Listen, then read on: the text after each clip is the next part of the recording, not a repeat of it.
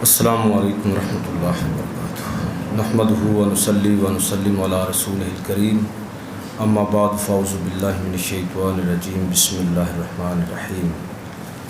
محمد رسول اللہ والذین معہ اشداء علی الکفار رحماء بینہم تراہم رکعا سجدا یبتغون فضلا من اللہ ورضوانہ صدق اللہ مولانا العظیم وصدق رسولہ النبی الکریم الامین ونحن علی ذالک من الشاہدین والشاکرین والحمد للہ رب العالمین الصلاۃ والسلام علیک یا رسول اللہ وعلی آلہ واصحابہ وسلم یا حبیب اللہ الصلاۃ والسلام علیک یا رسول اللہ وعلی آلہ واصحابہ وسلم یا نبی اللہ الصلاۃ والسلام علیک یا رسول اللہ وعلی آلہ واصحابہ وسلم یا حبیب اللہ۔ انتہائی واجب الاحترام سامعین و حاضرین، آج کے خطبہ جمعۃ المبارک میں محرم الحرام کی مناسبت سے چند باتیں عرض کرنا چاہتا ہوں کہ یہ مہینہ جس میں خاص طور پر اہل بیت کا تذکرہ کیا جاتا ہے، واقعہ کربلا کو بیان کیا جاتا ہے، تو میں نے بھی 2-3 مواقع پر اس موضوع پر گفتگو اسی مسجد کے اندر کی ہے، اور گزشتہ جمعہ جو تھا وہ شہادت امام حسین رضی اللہ تعالیٰ عنہ کے جو مقاصد اور محرکات تھے ان پر میں نے گفتگو کی تھی۔ آج کے جمعے میں خلفائے راشدین اور اہل بیت کا جو باہمی تعلق ہے اس تعلق پر انشاءاللہ گفتگو کروں گا کہ عام طور پر ہمارے ہاں جس طرح کا ماحول بن گیا اور جو ایک تقسیم ہو گئی ہے مسلک اور مذاہب کی، اس سے یہ تاثر لوگوں کے درمیان پیدا ہوا کہ شاید اہل بیت اور خلفائے راشدین جو تھے وہ ایک دوسرے کے متحارب گروہ تھے، ایک دوسرے کے مخالف تھے، اور سنی جو ہیں وہ خلفائے راشدین اور اہل تشیع وہ اہل بیت اور حضرت علی امام حسین وہ ان کی بات کرتے ہیں۔ میں عرض کرنا چاہوں گا کہ یہ جو تقسیم ہمارے ہاں نظر آتی ہے یہ بہت بڑی بدقسمتی ہے اس امت کی، اور یہ تقسیم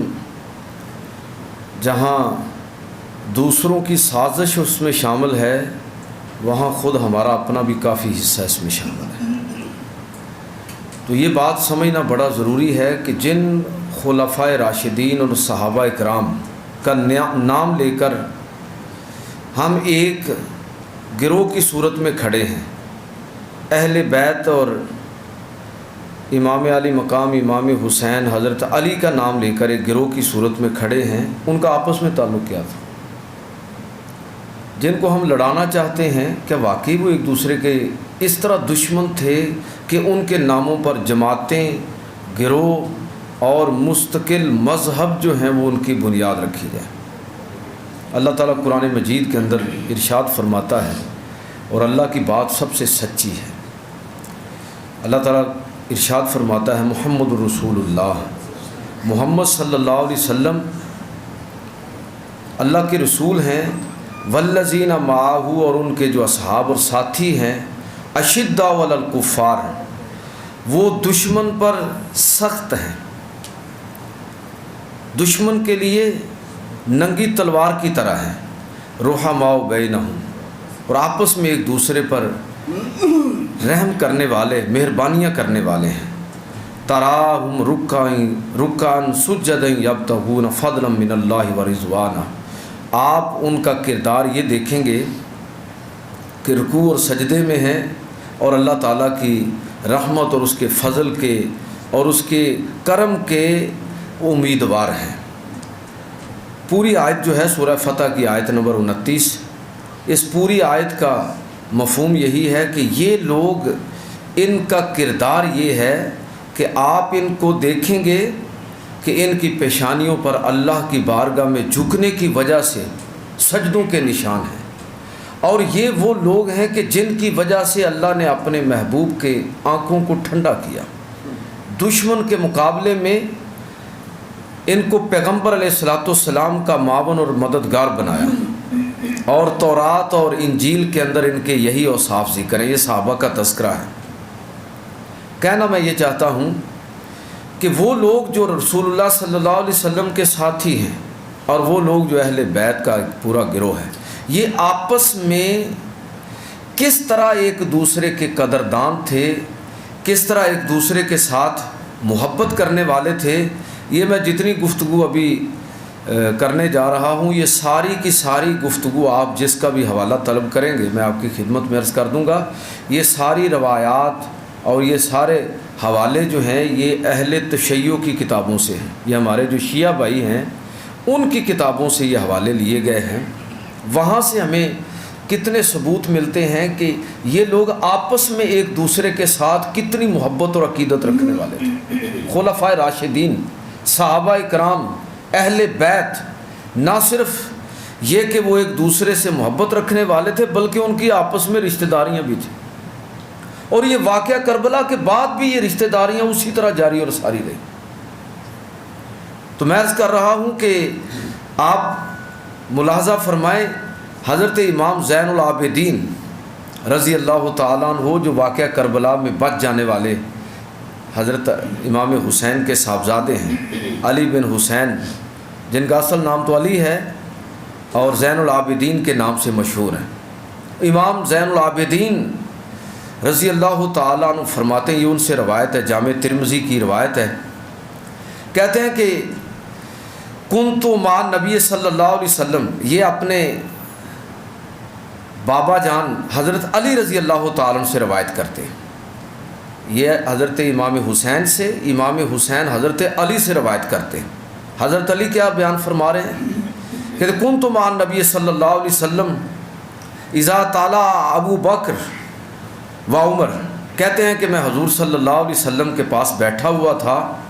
کہ جناب ابو بکر اور عمر رضی اللہ تعالیٰ عنہ تشریف لائے، تو نبی کریم صلی اللہ علیہ وسلم نے ان کو دیکھ کر ارشاد فرمایا، طالع کا مطلب ہے طلوع ہوئے، ایسے ظاہر ہوئے جب نظروں کے سامنے آئے کہ جناب ابو بکر تشریف لا رہے ہیں اور عمر فاروق رضی اللہ تعالیٰ عنہ تشریف لا رہے ہیں، تو حضرت علی رضی اللہ تعالیٰ عنہ فرماتے ہیں کہ نبی صلی اللہ علیہ وسلم ان کو دونوں کو دیکھ کر فرمایا کہ یہ وہ لوگ ہیں، حاذان سیدہ کہول اہل الجنہ من الاولین والآخرین، کہ یہ وہ لوگ ہیں جو اہل جنت کے سنجیدہ لوگوں کے، بزرگ لوگوں کے اولین اور آخرین سب کے سردار ہیں، الا النبیین والمرسلین، سوائے انبیاء اور مرسلین، رسولوں کے علاوہ باقی سب کے سردار۔ اس روایت کو بیان کون کر رہے ہیں؟ جناب علی المرتضیٰ، اور ہم تک یہ روایت پہنچی ہے امام زین العابدین کی وساطت سے، جو کربلا میں بچ گئے، زندہ و سلامت واپس تشریف لائے، اور جن سے اہل بیت کا آگے پھر سلسلہ چلا ہے۔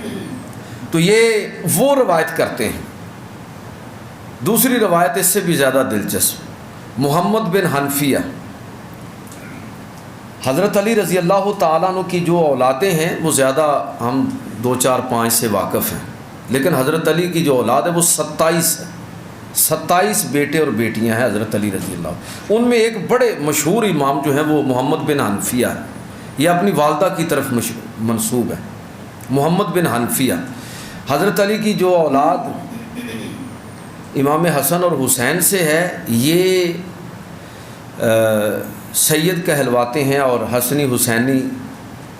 اس عنوان کے ساتھ پہچانے جاتے ہیں۔ اور جو حضرت علی کی اولاد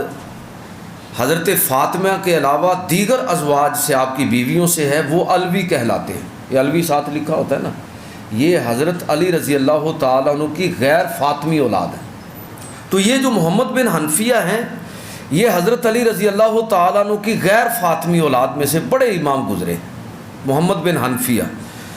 یہ روایت کرتے ہیں، کہتے ہیں کہ میں نے اپنے بابا جان حضرت علی رضی اللہ تعالیٰ عنہ سے ایک دن سوال کیا کہ ای الناس خیر بعد نبی صلی اللہ علیہ وسلم، کہ نبی کریم صلی اللہ علیہ وسلم کے بعد سب سے زیادہ عزت اور احترام والا کون ہے، سب سے بہتر کون ہے؟ تو حضرت علی نے فرمایا قال ابو بکر، فرمایا کہ ابو بکر ان کے بعد، قال کہتے ہیں کہ پھر میں نے اگلا سوال کہ ثم من، تو میں نے پھر کہا کہ اس کے بعد کون زیادہ عزت والے ہیں، کون زیادہ بہتر ہے، کون زیادہ فضیلت والے ہیں؟ تو کہتے ہیں کہ وہ فرمانے لگے کہ وقال عمر، فرمایا کہ عمر۔ کہتے ہیں کہ میں نے پھر اگلا سوال نہ کیا کہ اس کے بعد کون، کیونکہ مجھے یہ ایسے لگا کہ جیسے اگر میں نے دوبارہ یہ پوچھا کہ ثم من، کہ پھر کون، تو شاید وہ یہ جواب دیں گے کہ عثمان۔ تو میں نے پھر اگلا سوال خود ہی کر دیا کہ کہتے وہ خشیت و یقول عثمان، مجھے یہ لگا کہ وہ کہیں گے کہ تیسرے نمبر پر عثمان ہیں، تو میں نے یہ پوچھنے کی بجائے قلت ثم انت، تو کہتے ہیں پھر میں نے یہ کہا کہ تیسرے نمبر پھر آپ ہی ہوں گے، تیسرا نمبر تو پھر وہ اس امت میں آپ کا ہی ہوگا۔ تو اس وقت حضرت علی مرتضیٰ رضی اللہ تعالی نے اس عاجزی اور انکساری کے طور پر فرمایا ما انا الا رجل من المسلمین، نہیں میں تو اس امت کا ایک عام سا آدمی ہوں، میں اس امت کا ایک عام سا آدمی ہوں۔ اس روایت کو کون بیان کر رہا ہے؟ محمد بن حنفیہ۔ تو کیا کوئی پہلی روایت حضرت امام زین العابدین، دوسری روایت محمد بن حنفیہ رضی اللہ تعالیٰ عنہ، اور یہ فضیلت کس کی بیان ہو رہی ہے؟ جناب ابو بکر کی، جناب عمر فاروق رضی اللہ تعالیٰ عنہ کی۔ تو میں یہ عرض کرنا چاہتا ہوں کہ اہل بیت بیان کر رہے ہیں فضیلت جناب ابو بکر رضی اللہ تعالیٰ عنہ کی اور عمر فاروق کی۔ کیا کوئی دشمن اپنے دشمن کا، کوئی ایک آدمی اپنے مخالف کا اس طرح اس کی فضیلت اور عظمت کو بیان کرے گا؟ زیادہ سے زیادہ یہی ہے نا کہ فضیلت ہو بھی تو خاموشی اختیار کر لے گا، لیکن آپ دیکھیے کہ اہل بیت کے کتنے افراد ہیں جو حضرت علی رضی اللہ تعالیٰ عنہ کے علاوہ دیگر وہ جناب ابو بکر صدیق، عثمان غنی اور حضرت عمر فاروق رضی اللہ تعالیٰ عنہ کی فضیلت کو بیان کرتے ہیں۔ اور دوسری طرف بھی بالکل یہی صورتحال ہے، آپ کو ایسی بڑی روایتیں ملیں گی کہ جن میں جناب عمر فاروق رضی اللہ تعالیٰ عنہ کی زبان سے آپ سنیں گے کہ وہ جناب علی المرتضیٰ رضی اللہ تعالیٰ عنہ کے قصیدے پڑھ رہے ہیں، ان کی تعریف کر رہے ہیں، ان کی عظمت کو بیان کر رہے ہیں کہ یہ کوئی معمولی بات ہے کہ حضرت علی رضی اللہ تعالیٰ عنہ نے جناب ابو بکر صدیق اور عمر فاروق رضی اللہ تعالیٰ عنہ دونوں کے ہاتھ پر بیعت فرمائی۔ تو بیعت اسی کی آدمی کرتا ہے جس کے ساتھ اس کا اتفاق ہو، جس کے ساتھ وہ متفق ہو، اور حضرت ابوبکر صدیق رضی اللہ تعالیٰ عنہ کے دور میں بھی اور جناب عمر فاروق رضی اللہ تعالیٰ عنہ اور بلکہ اس کے بعد حضرت عثمان غنی رضی اللہ تعالیٰ عنہ کے دور میں حضرت علی مدینہ کے اندر چیف جسٹس کے طور پر فرائض انجام دیتے رہے، اور حضرت عمر فاروق رضی اللہ تعالیٰ عنہ حضرت علی کے مشورے کو اتنی اہمیت دیتے تھے کہ کوئی مسئلہ ہوتا تو عام طور پر یہ دعا کیا کرتے تھے کہ میں اللہ کی پناہ مانگتا ہوں کہ کوئی مسئلہ پیش آ جائے اور علی موجود نہ ہو، اور اگر کوئی مسئلہ پھنس جاتا تو انتظار کرتے تھے کہ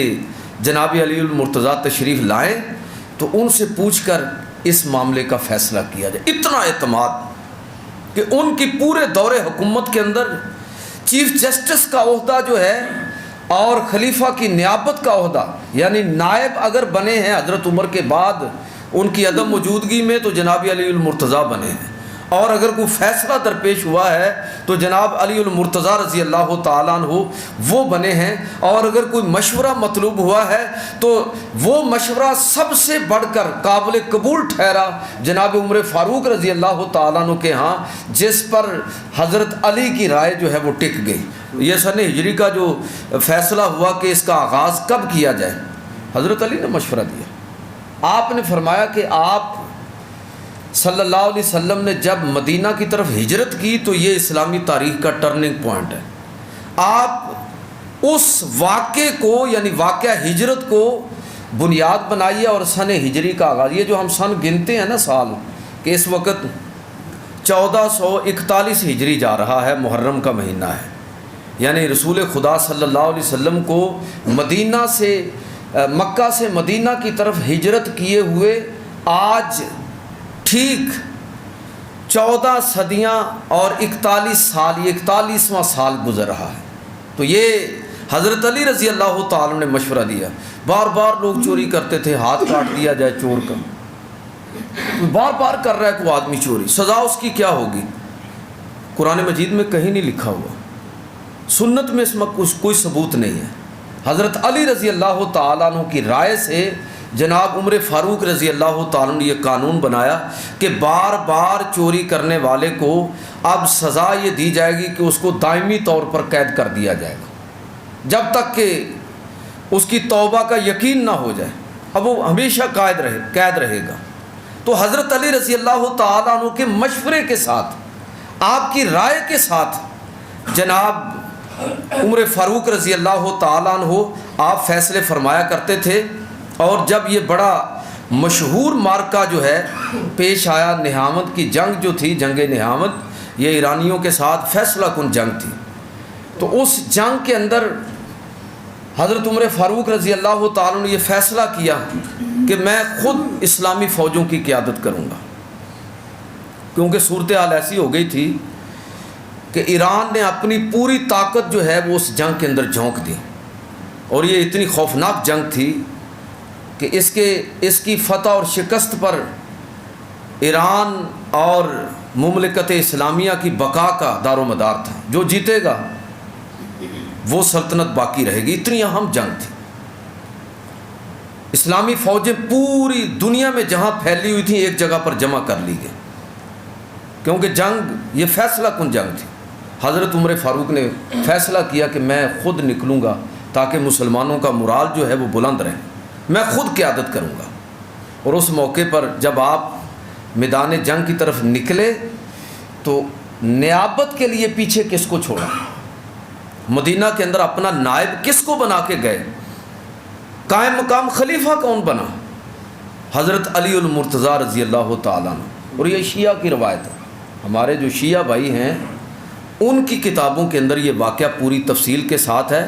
کہ نیابت کا فریضہ جو ہے وہ جناب علی المرتضیٰ رضی اللہ تعالیٰ عنہ کو سونپ کر گئے، اور پھر ایک خاص مقام پر جب یہ طے ہو رہا ہے کہ یہ مارکہ کس طرح لڑا جائے گا اور آگے کی روانگی کا پلان بن رہا ہے، تو اس وقت حضرت علی رضی اللہ تعالیٰ عنہ کو بھی اس جگہ پر بلایا گیا، اور حضرت علی رضی اللہ تعالیٰ عنہ جو آپ نے مشورہ دیا وہ ذرا سنیے۔ وہ مشورہ کیا تھا کہ آپ کھڑے ہوئے اور خطبہ دیا۔ جناب عمر فاروق رضی اللہ تعالیٰ عنہ کی جو شخصی حیثیت ہے اسلام کے اندر، آپ کا جو مقام ہے، آپ کی جو حیثیت اور امت کے لیے آپ کی جو عظمت ہے اس کا بیان کیا، اور پھر فرمایا کہ دیکھیے میں آپ کو یہ صلاح اور مشورہ دیتا ہوں کہ آپ اس جنگ کے لیے خود مت جائیے، آپ ادھر رہیے اور ہم میں سے کسی کو اس مہم کی قیادت سونپ دیجیے۔ اور فرمایا کہ اے عمر، آپ کی حیثیت مسلمانوں کے اندر ایسے ہے جیسے تسبیح کے دانوں کے لیے ان کے اندر پڑی ہوئی جو ڈور ہے، جو دھاگا ہے، اس کی مثل ہے آپ کی حیثیت۔ اگر تسبیح کے وہ دھاگا ٹوٹ گیا، وہ ڈور ٹوٹ گئی، تو پوری کی پوری تسبیح اور اس کے دانے بکھر جائیں گے۔ اگر آپ کو اس جنگ میں کچھ ہو گیا تو امت کو پیچھے سنبھالنے والا کوئی نہیں ہوگا۔ اس لیے میرا مشورہ یہ ہے کہ آپ ادھر مدینہ میں ہی تشریف رکھیے اور آپ ہماری سرپرستی فرمائیں، آپ ہمیں مشوروں سے نوازیے اور قیادت ہم میں سے کسی کو سونپ دیجیے، تاکہ خدا نخواستہ اگر اس فیصلہ کن مارکے میں شکست بھی ہو جائے تو پیچھے امت کو سنبھالنے والا کوئی شخص ہونا چاہیے۔ یہ کون کہہ رہا ہے؟ علی المرتضیٰ رضی اللہ تعالیٰ عنہ کہہ رہے ہیں کہ کیا کوئی دشمن کی اس طرح تعریف کرتا ہے؟ لگتا ہے کہ جناب علی المرتضیٰ رضی اللہ تعالیٰ عنہ کی نظر میں حضرت عمر وہ اس امت کے لیے کتنے اہم تھے، اور خود وہ ان کو کس نظر سے دیکھتے تھے، ان کے کتنا مقام اور احترام سمجھتے تھے، اور ان کو اس امت کے لیے کتنا ناگزیر سمجھتے تھے۔ تو کوئی اپنے دشمن کی اس طرح تعریف بھی نہیں کرتا اور اس طرح ہوتا بھی نہیں ہے۔ تو جناب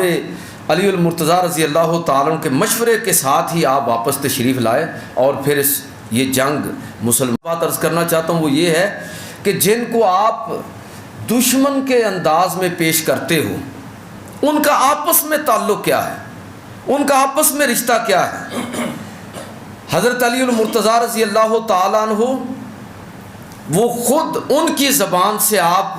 خلفائے راشدین جناب عمر فاروق رضی اللہ تعالیٰ عنہ، جناب عثمان غنی رضی اللہ تعالیٰ عنہ اور دیگر صحابہ کی آپ ان کی تعریف سنیے، آپ کی آنکھیں ٹھنڈی ہو جائیں گی،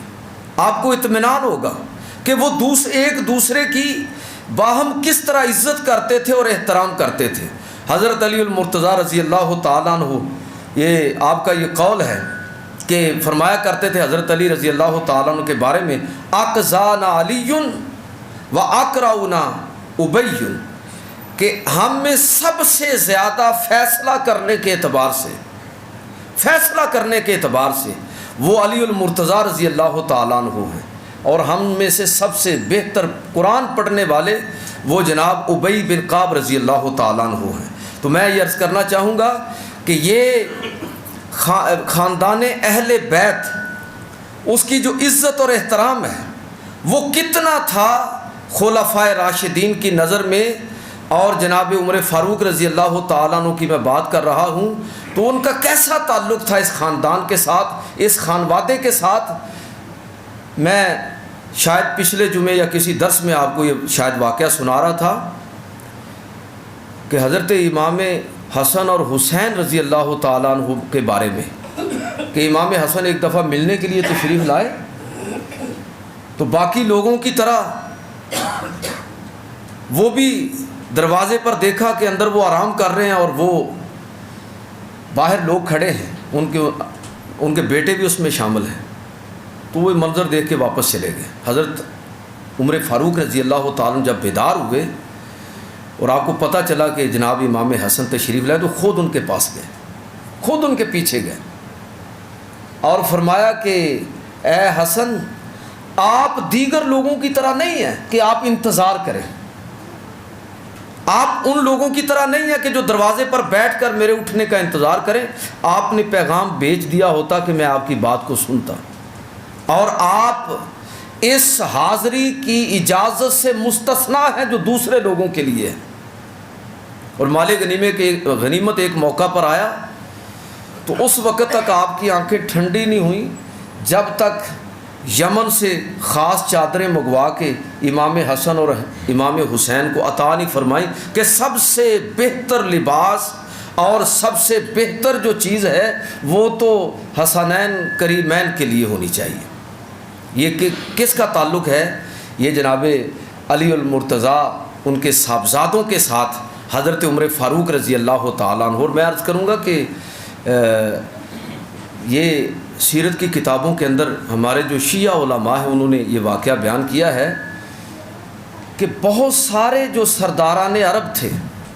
قریش قبیلے کے بہت سارے بڑے بڑے جو بزرگ ہستیاں تھیں، انہوں نے اپنے لیے اپنی اولاد کے لیے جناب سیدہ فاطمہ کا رشتہ طلب کیا، لیکن اللہ کے رسول صلی اللہ علیہ وسلم نے خاموشی اختیار فرمائی اور ہمیشہ یہی جواب دیا کہ فاطمہ کے بارے میں اللہ تعالیٰ فیصلہ کرے گا، تو خاموشی اختیار کی۔ تو جب سب لوگوں نے یہ دیکھا کہ اللہ کے رسول صلی اللہ علیہ وسلم کسی کی بھی جو خواہش ہے اور کسی کی بھی جو چاہت ہے اس کو آپ صلی اللہ علیہ وسلم اس طرح وزن نہیں دے رہے،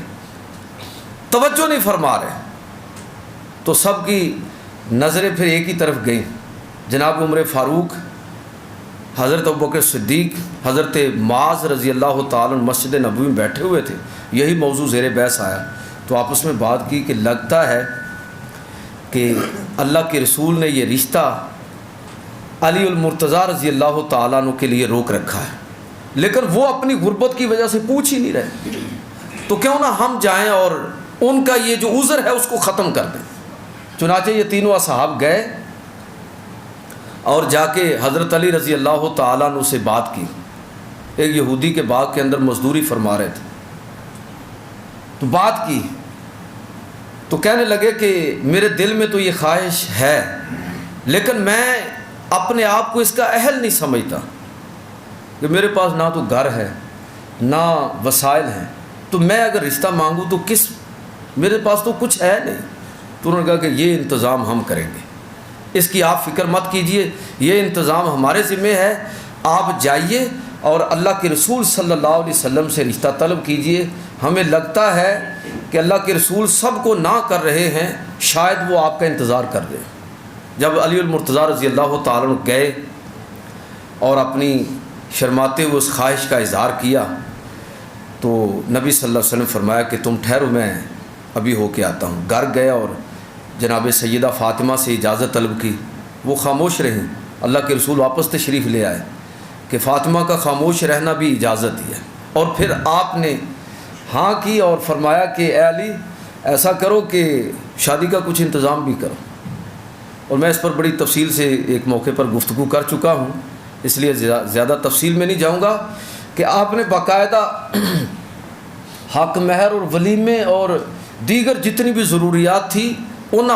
والوں سے حضرت علی رضی اللہ تعالیٰ عنہ کو حکم دیا کہ آپ انتظام کیجئے۔ کچھ نہیں تھا ان کے پاس، اپنی زرہ اور ڈال وغیرہ دیگر چیزیں حضرت عثمان کے پاس بیچیں۔ حضرت عثمان نے وہ چیزیں خریدیں اور خرید کر جو رقم، اچھی خاصی رقم، جو 4,000 درہم، تو وہ اچھی خاصی رقم اس میں خریدیں، اور پھر بعد میں بطور تحفہ جو ہے وہ ڈال اور زرہ بھی ان کو عطا فرما دی کہ یہ میری طرف سے آپ کو تحفہ ہے۔ پھر حضرت علی رضی اللہ تعالیٰ نے وہی رقم لے کر آئے ہیں اور اسی سے ساری اس شادی کا انتظام ہوا۔ اور پھر جناب ابوبکر صدیق رضی اللہ تعالیٰ عنہ، عمر فاروق رضی اللہ تعالیٰ عنہ اور دیگر صحابہ گئے ہیں، بازار سے ایک ایک چیز خریدی ہے سیدہ کی ضروریات کے حوالے سے، شادی سے متعلق جتنا کوئی ضروری جہیز وغیرہ تھا، تو یہ وہ سارے کا سارا خریدا۔ کس نے خریدا ہے؟ جناب ابوبکر صدیق نے، عمر فاروق نے، اور اپنے کندھوں پر لادا ہوا ہے۔ جہیز کس کا ہے؟ سیدہ فاطمہ کا، اور بخوشی اس کو خرید کر لے کر آ رہے ہیں۔ میں کہنا یہ چاہتا ہوں کہ جن لوگوں کے آپس میں تعلقات اس نوعیت کے ہوں کہ وہ علی المرتضیٰ رضی اللہ تعالیٰ عنہ کو تیار کر رہے ہیں کہ آپ جائیے اور مطالبہ کیجئے، ہمیں لگتا ہے کہ اللہ کے رسول صلی اللہ علیہ وسلم آپ کی طرف سے انتظار فرما رہے ہیں، آپ جائیے، انہوں نے تیار کیا۔ یہ تیار کرنا بذات خود اس تعلق کو واضح کرتا ہے۔ اور پھر صرف تیار نہیں کیا، اس کے بعد جہیز کا انتظام و انصرام، شادی بیاہ، یہ ساری جتنی تفصیلات ہیں وہ بہت زیادہ ہیں کہ اس میں کس طرح ازواج مطہرات جو ہیں وہ بھی انوالو ہوئیں، کس طرح نبی کریم صلی اللہ علیہ وسلم کے صحابہ اس میں شامل ہوئے، اس پورے شادی کے اس پورے پروگرام کے اندر کس طرح باقی لوگ جو ہیں وہ بخوشی شریک ہوئے ہیں، اور کس طرح نبی کریم صلی اللہ علیہ وسلم اور آپ کے خاندان کے ساتھ صحابہ نے، ازواج مطہرات نے اپنی محبت کا اظہار کیا۔ وہ ساری باتیں جو ہیں ہمارے جو شیعہ بھائی ہیں اہل تشیع، ان کی کتابوں کے اندر موجود ہیں۔ یہ جو میں نے ابھی روایت آپ کے سامنے بیان کی ہے، یہ ملا باقر مجلسی نے اپنی کتاب کے اندر ذکر کی ہے۔ ابو جعفر محقق طوسی جو بڑا نام ہے اہل تشیع کے ہاں، ان کی کتابوں کے اندر یہ واقعات موجود ہیں کہ کس طرح اہل بیت اور خلفائے راشدین ان کا آپس میں جو تعلق تھا وہ کتنا گہرا تھا، وہ کس طرح ایک دوسرے کا ادب اور احترام کرنے والے تھے۔ تو میں عرض کرنا چاہوں گا کہ یہ روایت بھی ہمارے سامنے موجود ہے کہ جناب عمر فاروق رضی اللہ تعالیٰ عنہ نے حضرت علی رضی اللہ تعالیٰ عنہ سے باقاعدہ ان کی صاحبزادی کا جو حضرت فاطمہ سے تھی ان کا رشتہ طلب کیا۔ اور یہ شیعہ کی کتابوں کے اندر موجود ہے کہ رشتہ طلب بھی کیا، نکاح بھی ہوا، اور اللہ تعالیٰ نے ان بیٹی سے، حضرت علی کی اس بیٹی سے جناب عمر فاروق رضی اللہ تعالیٰ عنہ کو اولاد سے بھی سرفراز فرمایا۔ اور بڑی دلچسپ بات یہ ہے کہ جناب عمر فاروق رضی اللہ تعالیٰ عنہ نے جو بیٹی اللہ نے عطا فرمائی اس کا نام فاطمہ رکھا، یعنی بچی کی جو نانی ہے اسی کے نام پر نام رکھا۔ آپ کو دشمنی ہے نا یزید سے، آپ جتنے بیٹھے ہوئے ہیں، تو کبھی آپ نے نام رکھا ہے یزید؟ نہیں، ہم کبھی یزید نام نہیں رکھتے، اس لیے کہ یہ غلط نہیں ہے نام رکھنا، یہ نام رکھنا غلط نہیں ہے، لیکن یزید کے ساتھ اس امت کی جو نفرت ہے اس وجہ سے کوئی بھی شخص اپنی اولاد میں سے کسی کا نام یزید نہیں رکھتا۔ اگر جناب عمر فاروق رضی اللہ تعالیٰ عنہ کی جو لڑائیاں لوگ خواہ مخواہ بیان کرتے ہیں اور خواہ مخواہ ان تنازعات کو ان باتوں کو ہوا دیتے ہیں، اگر وہ حقیقت ہوتی تو آپ کیوں رشتہ طلب کرتے جناب علی المرتضیٰ رضی اللہ تعالیٰ عنہ کو؟ اور شیعہ کی روایت کے مطابق رشتہ طلب بھی کیا، نکاح بھی ہوا، اور جو اللہ تعالیٰ نے بیٹی عطا فرمائی اس کا نام آپ نے بیٹے کا نام زید رکھا اور بیٹی کا نام فاطمہ رکھا۔ اس سے پتہ چلتا ہے کہ یہ تعلق کتنا گہرا تھا۔ جب آپ نے یہ رشتہ طلب کیا تو حضرت علی نے فرمایا کہ میری بیٹی کی عمر تو بہت کم ہے اور آپ کی عمر تو بہت زیادہ ہے، یہ تو کوئی جوڑ نہیں ہے، تو آپ کی عمر زیادہ ہے، میری بیٹی کی عمر کم ہے، اس لیے مجھے یہ رشتہ مناسب معلوم نہیں ہوتا۔ تو اس وقت حضرت عمر فاروق رضی اللہ تعالیٰ عنہ نے جس طرح کوئی آدمی ترلا نہیں لیتا، درخواست نہیں کرتا، گزارش کی کہ میں یہ رشتہ کسی نفسانی خواہشات کے لیے طلب نہیں کر رہا، میں اس لیے یہ رشتہ چاہتا ہوں کہ آپ اپنی بیٹی کا نکاح میرے ساتھ کر دیجئے، کیونکہ میں نے پیغمبر علیہ الصلوۃ والسلام سے یہ سن رکھا ہے کہ کل نسب و سبب ینقطع یوم القیامہ الا نسبی و سببی، کہ قیامت کے دن لوگوں کے جو باہمی رشتے اور تعلقات ہیں یہ سارے کے سارے ختم ہو جائیں گے، بے معنی ہو جائیں گے، لیکن ایک تعلق اور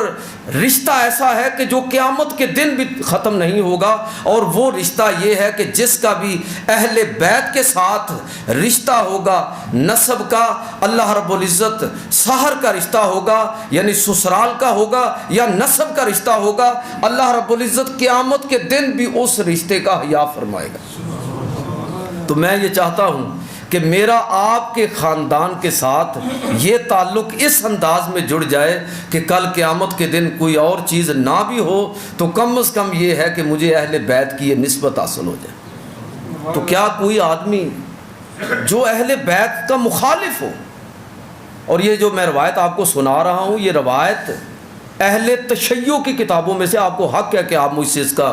حوالہ طلب کریں کہ یہ کہاں آپ نے پڑھا ہے اور کہاں سے آپ نے اس کو نوٹ کیا ہے۔ تو میں بتا رہا ہوں کہ یہ ملا باقر مجلسی نے اپنی کتاب کے اندر بہار الانوار کے اندر ذکر کیا ہے۔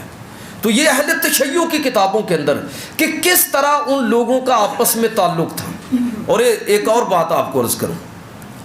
کہ جناب فاطمہ رضی اللہ تعالی عنہ کا جب وصال ہوا تو عام طور پر بڑی عجیب و غریب قسم کی، بعض ہمارے ہاں دین وہ ہے جو لوگ سینہ بسینہ چلتا ہے، اس کا نہ قرآن سے تعلق ہے اور نہ کسی حدیث سے اس کا تعلق ہے، نہ سنت کے اندر وہ چیزیں ہیں، وہ سینہ بسینہ ایک دوسرے سے لوگ سنتے ہیں اور آگے بیان کرتے رہتے ہیں۔ اس لیے میں اکثر آپ سے یہ درخواست کرتا ہوں کہ آپ کو یہ حق ہونا چاہیے، اور آپ جب اس انداز میں اپنے علماء کا احتساب کرنا ہم سیکھیں گے، یہ ساری دیکھیں میں آپ کو اکثر یہ مثال دیتا ہوں، یہ ساری چیزیں یہ دیکھیے ذرا باحوالہ کمپوزڈ ہے، جو بھی گفتگو ہو آپ کو یہ حق ہے کہ آپ پوچھیے کہ یہ بات کہاں سے بیان کی ہے آپ نے، کہاں سے آپ نے ذکر کی ہے۔ جب لوگوں کے اندر یہ اویئرنیس آئے گی نا تو میں آپ کو یقین دلاتا ہوں کہ کوئی شخص آپ کو لڑا نہیں سکتا، فرقہ واریت کے اندر آپ کو ڈال نہیں سکتا۔ سینہ بسینہ باتیں چلتی ہیں جن کی کوئی اصل نسل نہیں ہوتی، جس کا کوئی وجود نہیں ہوتا۔ ایسی ہی ایک لا یعنی قسم کی بات یہ بھی ہے کہ حضرت فاطمہ رضی اللہ تعالیٰ عنہ ان کا وصال ہوا تو حضرت علی رضی اللہ تعالیٰ عنہ نے ان کو رات کے اندھیرے کے اندر دفن کر دیا، اور کوئی لوگ شریک نہیں ہوئے اور کچھ بھی نہیں ہوا۔ وہ ماحول ایسا جنگی ماحول پیش کیا جاتا ہے، تو میں آپ کو پوری ذمہ داری کے بعد باحوالہ یہ بات بتا رہا ہوں کہ اہل تشیع اور اہل سنت کی کتابوں کے اندر یہ حوالے موجود ہیں کہ حضرت فاطمہ رضی اللہ تعالیٰ عنہ کی نماز جنازہ جناب ابو بکر صدیق رضی اللہ تعالیٰ عنہ نے پڑھائی، اور حضرت علی رضی اللہ تعالیٰ عنہ کی درخواست پر پڑھائی۔ ایسا تعلق ان لوگوں کا آپس میں تھا۔ افسوس کہ جو آپس میں ایک دوسرے کے ساتھ اس طرح جڑے ہوئے لوگ تھے، آج ہم ان لوگوں کا نام لے لے کر ایک دوسرے کو لڑاتے ہیں کوئی شیعہ کھڑا ہے اور کوئی سنی بن کر کھڑا ہے، یہ لوگ جتنے فرقہ وارانہ گفتگو کرتے ہیں ان کو اللہ تبارک و تعالی ہدایت نصیب فرمائے، قرآن و سنت کو پڑھنے کی توفیق عطا فرمائے۔ اس امت کی تباہی میں جس چیز نے بنیادی کردار ادا کیا ہے، اور اس وقت بھی جو بڑا ایشو ہے اس امت کا، اگر اس میں سے کوئی 2-4 ایشوز آپ نکالیں تو اس میں ایک بڑا ایشو وہ فرقہ وارانہ ہمارا آپس میں ایک دوسرے کے خلاف، کہ کس طرح دنیا انٹرنیشنل اسٹیبلشمنٹ کس طرح شیعہ اور سنی فیکٹر کو استعمال کر رہی ہے۔ آپ دیکھ لیجئے کہ مشرق وسطیٰ میں کیا ہو رہا ہے اور باقی جگہوں پر کیا ہو رہا ہے۔ تو میں یہ عرض کرنا چاہوں گا کہ یہ ہمیں اہل بیت کا جو باہمی تعلق ہے اس تعلق کو دریافت کرنے کی ضرورت ہے، اس کو دوبارہ سے ذکر کرنے کی ضرورت ہے، لوگوں کے اندر اس کو بیان کرنے کی ضرورت ہے۔ اور یہ تعلق صرف خلفائے راشدین کے دور تک نہیں رہا، اور میں عرض کروں گا کہ صرف واقعہ کربلا سے پہلے تک نہیں رہا، اس کے بعد بھی رہا، اس کے بعد بھی رہا ہے۔ میرے پاس اتنا وقت نہیں ہے کہ آپ کو اتنی حوالے کے ساتھ اتنی باتیں بتا سکوں۔ 1-2 چیزیں مزید عرض کر کے ختم کرتا ہوں کہ یہ نسل در نسل تعلق صحابہ کے درمیان، خلفائے راشدین کے درمیان اور اہل بیت کے درمیان کس طرح رہا کہ بعد میں حضرت جعفر بن ابی طالب کی پوتی ام کلثوم، ان کا نکاح حضرت عثمان غنی رضی اللہ تعالیٰ عنہ کے بیٹے ابان بن عثمان کے ساتھ ہوا۔ حضرت جعفر بن ابی طالب کی پوتی ام کلثوم اور حضرت عثمان غنی رضی اللہ تعالیٰ عنہ کے بیٹے ابان بن عثمان کے ساتھ ان کا نکاح ہوا۔ اور سکینہ بنت امام حسین رضی اللہ تعالیٰ عنہ، یہ جن کا آپ کربلا کے حوالے سے اکثر تذکرہ پڑھتے ہیں، حضرت سکینہ بنت امام حسین رضی اللہ تعالیٰ عنہ، ان کی شادی حضرت عثمان غنی رضی اللہ تعالیٰ عنہ کے پوتے زید بن عمر بن عثمان کے ساتھ ہوئی۔ میں گزارش کروں گا چاہے وہ ہمارے اہل سنت سے تعلق رکھنے والے لوگ ہوں یا اہل تشیع سے، کہ خدا کے لیے اس امت کو معاف کر دیں، اس امت کو معاف کر دیں۔ لڑ کے جگڑ کے اور یہ فرقوں کے نام پر مسجدیں قائم کر کے ایسی تباہی مچا دی ہے کہ اب ایسے لگتا ہے کہ اس امت کا اتحاد ایک خواب کے سوا اور کچھ نہیں ہے، ایسے لگتا ہے جیسے یہ ممکن ہی نہیں ہے۔ لیکن مجھے اور آپ کو جہاں جہاں بھی ہم کھڑے ہیں، چاہے کسی سٹیج پر، چاہے کسی فورم پر، میرے اور آپ پر لازم ہے کہ ہم اس فرقہ وریت کے خلاف اپنی جنگ جاری رکھیں، اپنا حصہ ڈالیں اور اس امت کے اتحاد کے لیے اپنی کوششیں کرتے رہیں۔ وہ چاہے آواز کتنی ہی کمزور کیوں نہ ہو اور کتنی معمولی کیوں نہ ہو، اپنا اثر چھوڑ کر رہتی ہے۔ اللہ تعالیٰ اہل بیت سے محبت بھی نصیب فرمائے، اور خلفاء اور اہل بیت کا جو باہمی تعلق اور ان کی سیرتوں کے جو روشن پہلو ہیں، اللہ ہمیں ان کو اپنانے کی توفیق عطا فرمائے۔